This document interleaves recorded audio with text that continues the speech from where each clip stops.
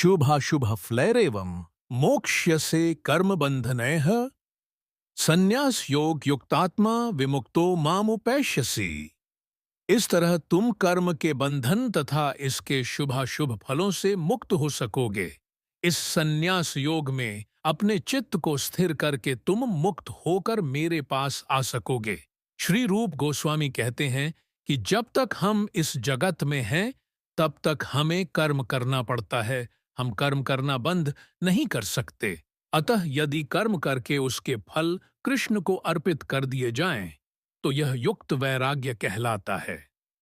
वस्तुतः संन्यास में स्थित होने पर ऐसे कर्मों से चित्त रूपी दर्पण स्वच्छ हो जाता है और कर्ता ज्यों-ज्यों क्रमशः आत्म साक्षात्कार की ओर प्रगति करता जाता है, त्यों-त्यों वह परमेश्वर के प्रति पूर्णतया समर्पित होता रहता है। अतएव अंत में वह मुक्त हो जाता है और यह मुक्ति भी विशिष्ट होती है। इस मुक्ति से वह ब्रह्म ज्योति में तदाकार नहीं होता, अपितु भगवत धाम में प्रवेश करता है।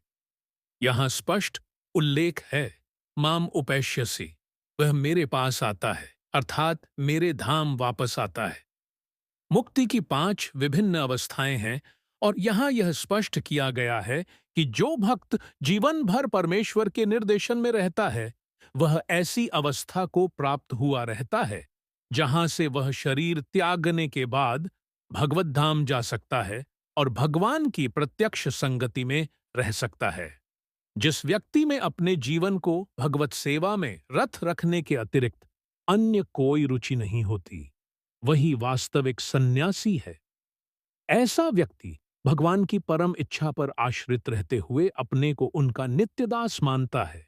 अतः वह जो कुछ करता है भगवान के लाभ के लिए करता है। वह जो कुछ कर्म करता है भगवान की सेवा करने के लिए करता है। वह सकाम कर्मों या वेद वर्णित कर्तव्यों पर ध्यान नहीं देता। सामान्य मनुष्यों के लिए वेद वर्णित कर्तव्यों को संपन्न करना अनिवार्य होता है, किंतु शुद्ध भक्त भगवान की सेवा में पूर्णतया रत होकर भी कभी-कभी वेदों द्वारा अनुमोदित कर्तव्यों का विरोध करता प्रतीत होता है, जो वस्तुतः विरोध नहीं है।